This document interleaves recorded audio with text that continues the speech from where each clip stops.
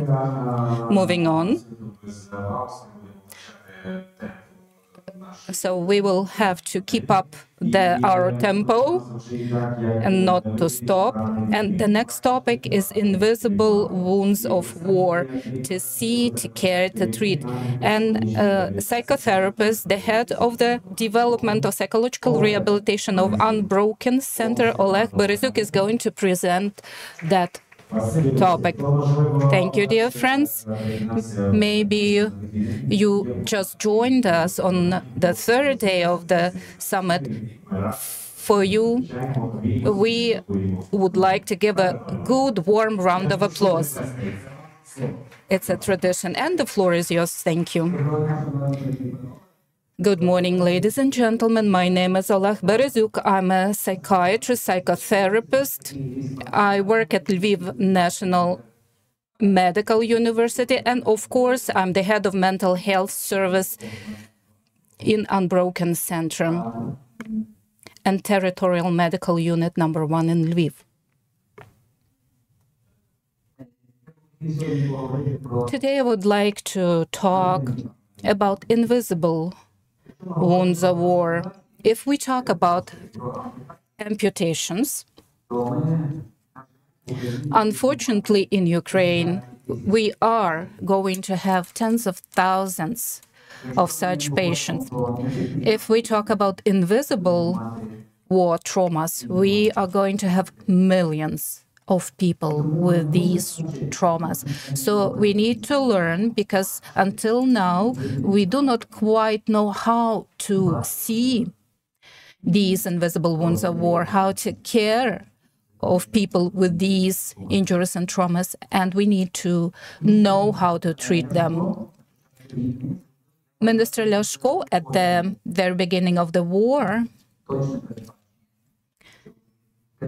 made a kind of prognosis, and I think it was very accurate, that around 15 million Ukrainians will need psychological support, and 3 to 4 million will require quite serious medical treatment. So that was in the very beginning of the war.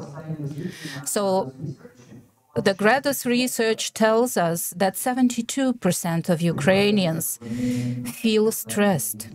They have stress-related problems due to the full-scale war.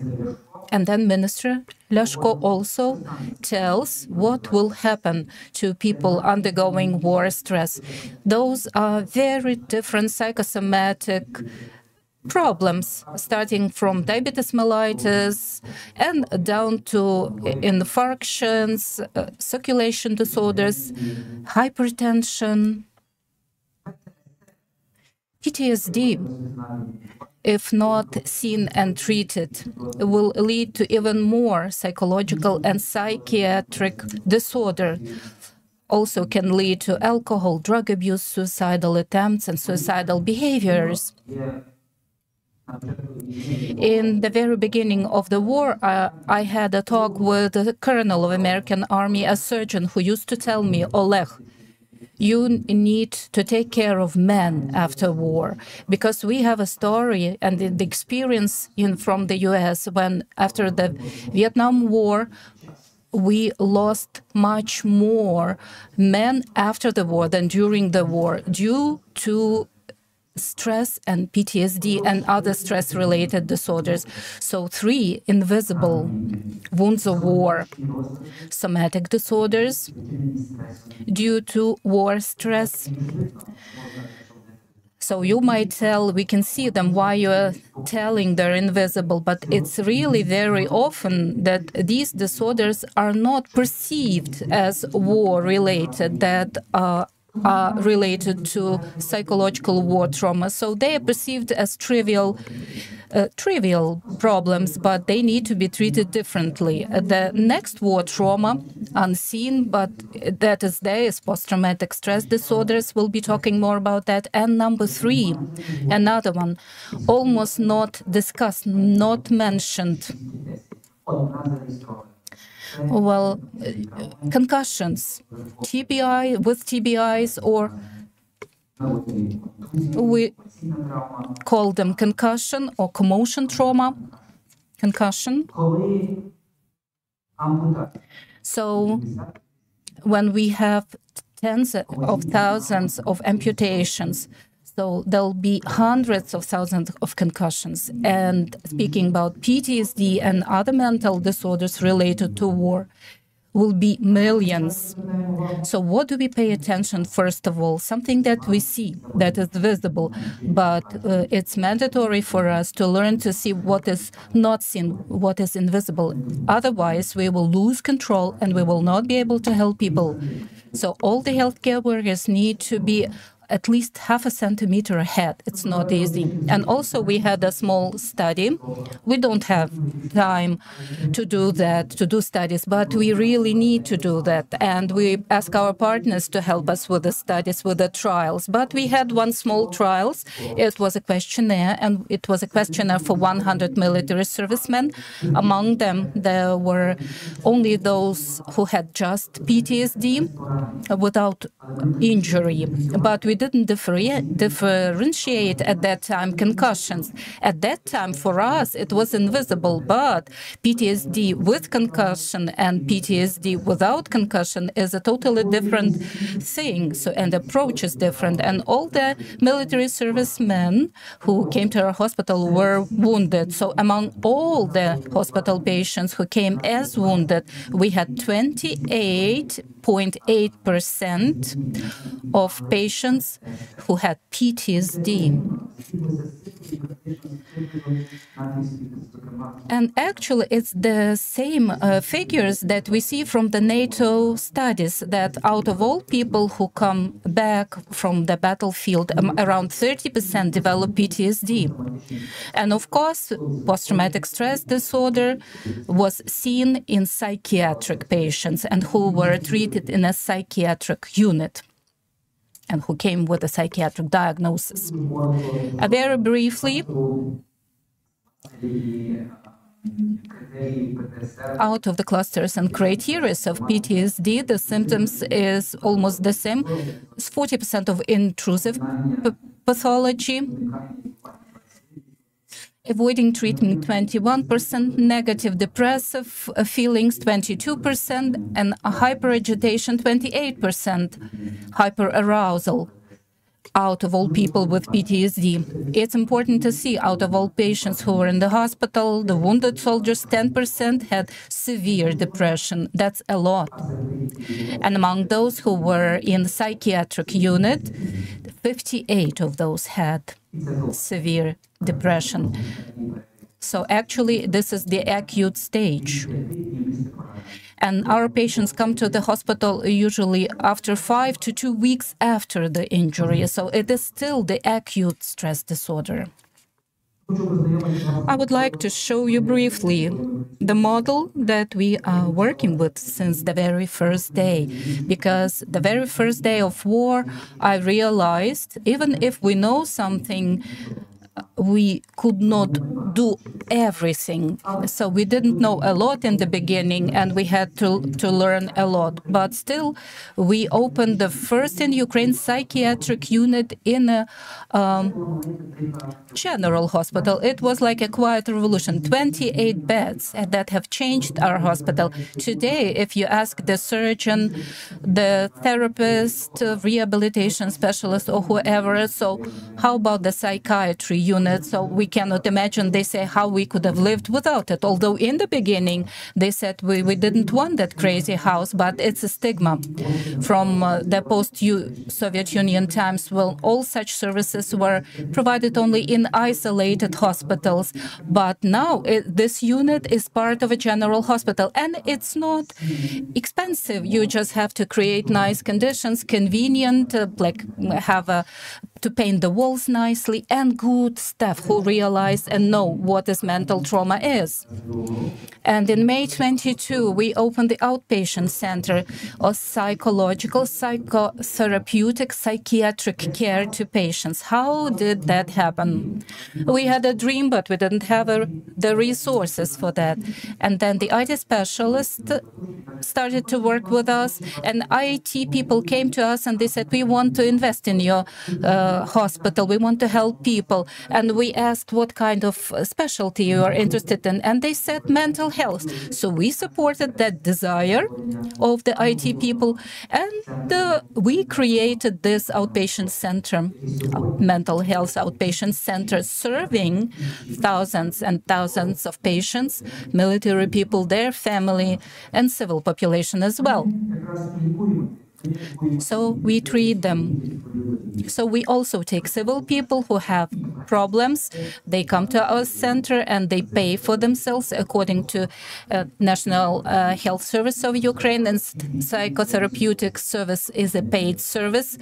And so these people are not IDPs or something. So they're just civil people. They pay according to the menu, so to say.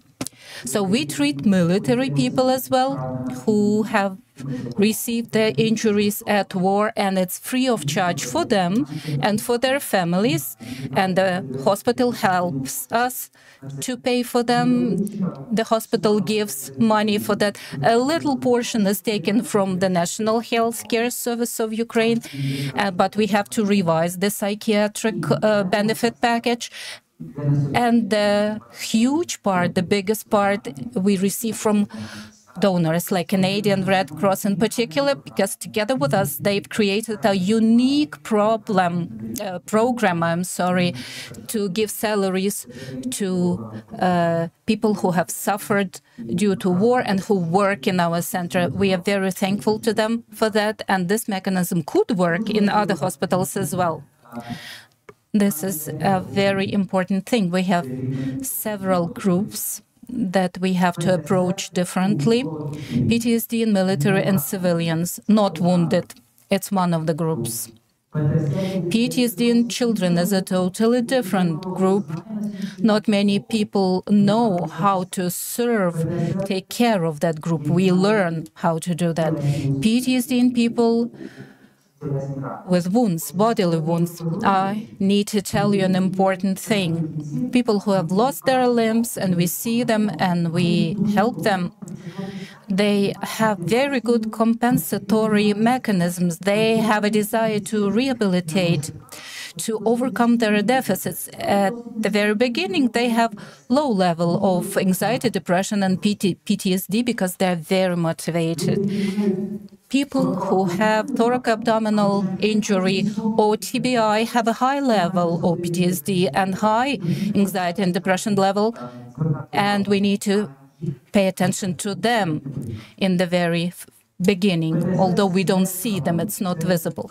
PTSD with neurotrauma, these are concussions. If we start to treat PTSD in a person without taking history, without finding out that he have had concussions, and usually people don't voice that because concussions is routine in this brutality war, in this brutal war. And the level of brutality of this war is very often compared to World War I. And patients just don't remember about their concussions. But we need to ask them, if we start to treat PTSD and you don't know it was concussion, zero result, because cognition is something that we need to pay attention to. And it doesn't work in such patients. So we've created a new service, neuropsychology. We've trained 6 persons together with the New Orleans University. They were trained by the specialists from this university, and 6 specialists, they treat PTSD with neurotrauma. Another difficult group, people who were in captivity and who've survived tortures. Different approach, caring, trust needs to be used here. So without trust, working in a patient after captivity is useless. But we've learned that from our French colleagues from Primavera Center in Paris, who have been caring for such patients for 28 years already. So relationship is number one. We just care of them, care about them. Somatic disorders. Patients with grief of loss. We didn't see PTSD in civilians in the very beginning, but the civil people, civilians had that sometimes even more than in military people. When we come to a room, and actually, we visit every person who has come with an evacuation train, and we visit every person. We didn't see any civilians in the beginning. We didn't see PTSD in civilians, but the study helped us because if it's a military person, so usually we have intrusion, aggression symptoms, agitation, and it is visible. You can see that, but in civilians, in patients who have lost their health, family, sometimes, or housing, work, land. Such patients, they have symptoms of grief and loss manifested by depression. So that person's just lying in the corner of the room and not wanting to anyone taking care of him and paying attention to him. Also, PTSD in family members is another group. We also noticed recently women who are taking care of their wounded husbands. They're very much motivated to help husbands, but they don't see their own PTSD. So we started to provide group therapies for PTSD in women, in wives, and of course, PTSD in health service providers. So 2/3 of our workers, as we noticed, had acute infectious respiratory diseases this spring. It never happened before that so many people got sick at the same time. And by the way, the hygiene is okay in our hospital, so we're not spending too much resources to help those who help others, and that's our mistake. We need to help ourselves. Our model is very simple.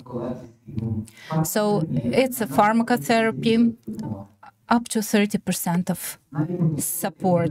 Even the protocols that we read about, SSRIs, do not help the way we wanted to help. And if we have doctors that are not prescribing that or prescribing that, still we don't see the best results. But what is the most important, and the rest 40 to 60 to 70% is psychotherapy. What kind of psychotherapy? Cognitive behavioral therapy, of course, CBT, and prolonged exposure therapy.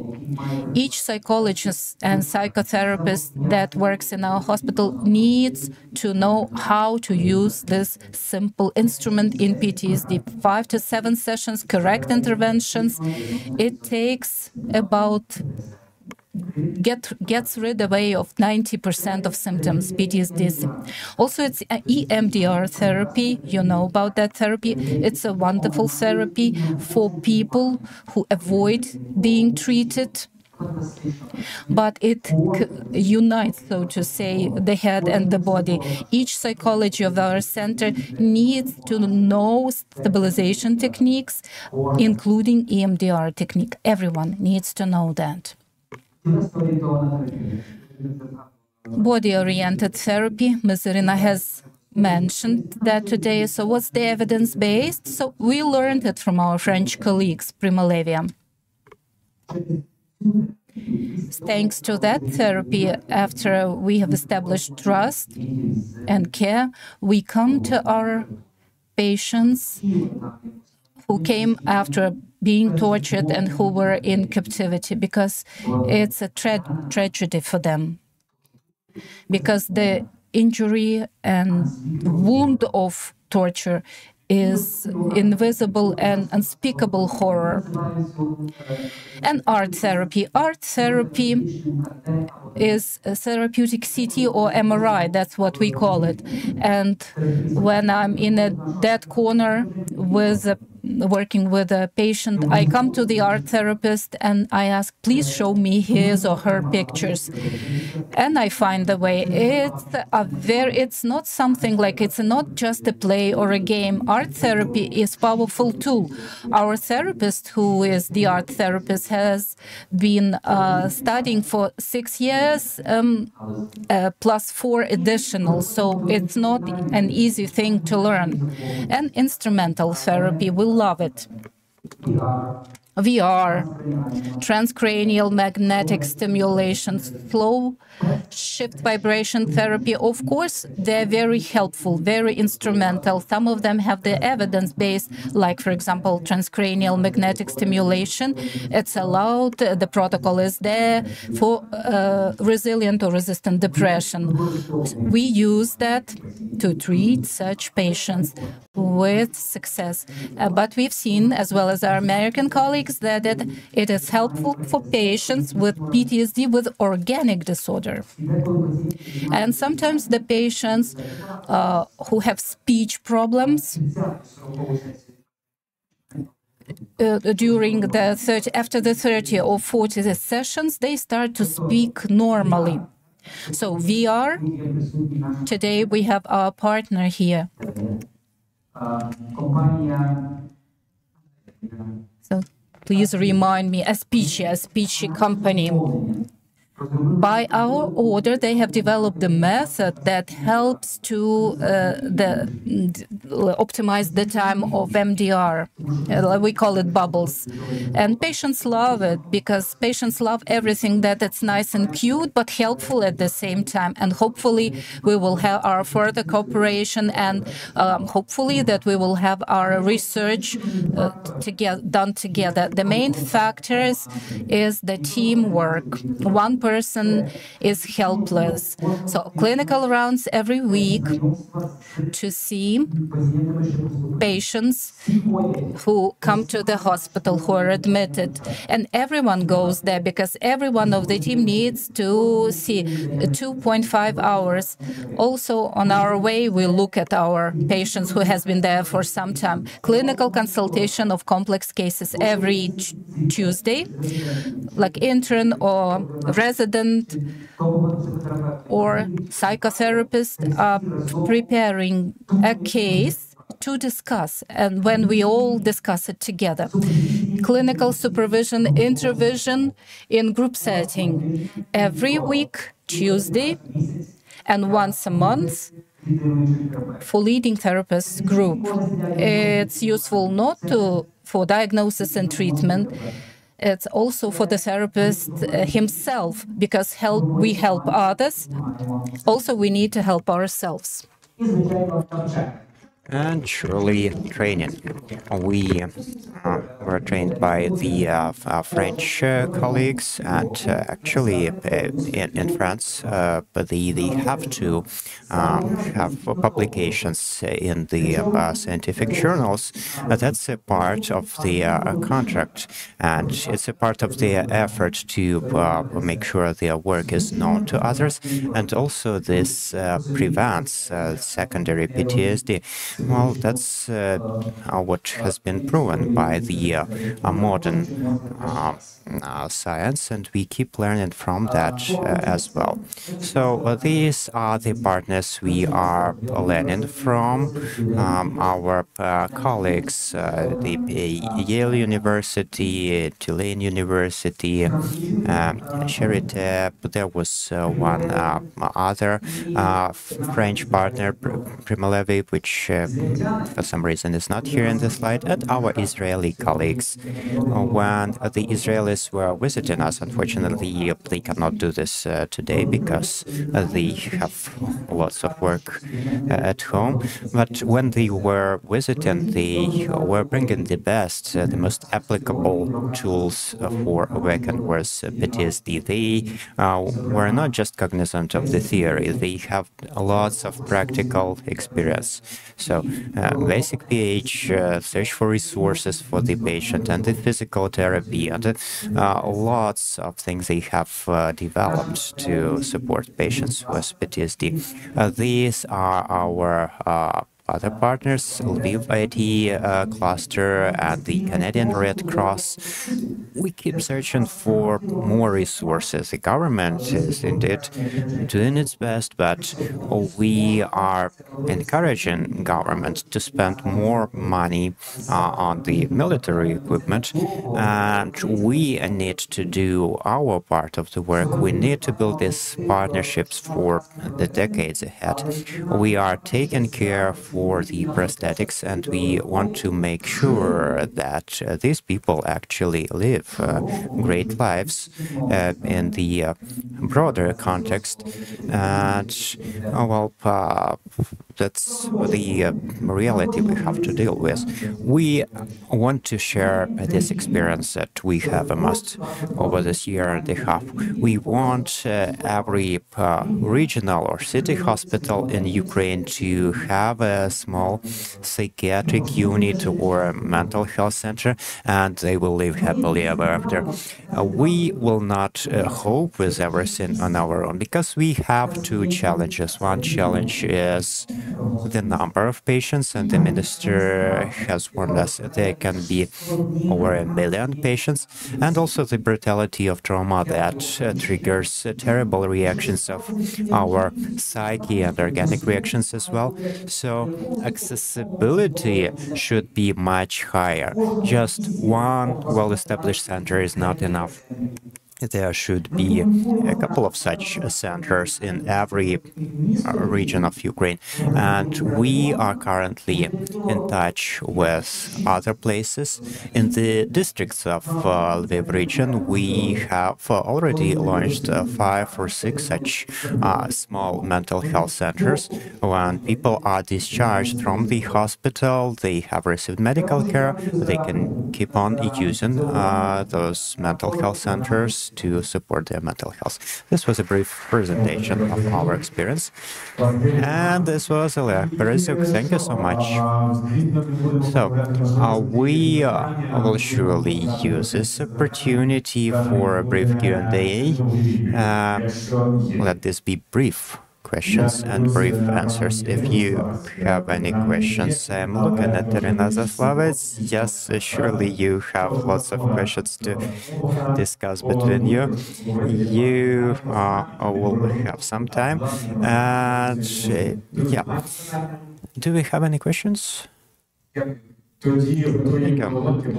So, round of applause for this.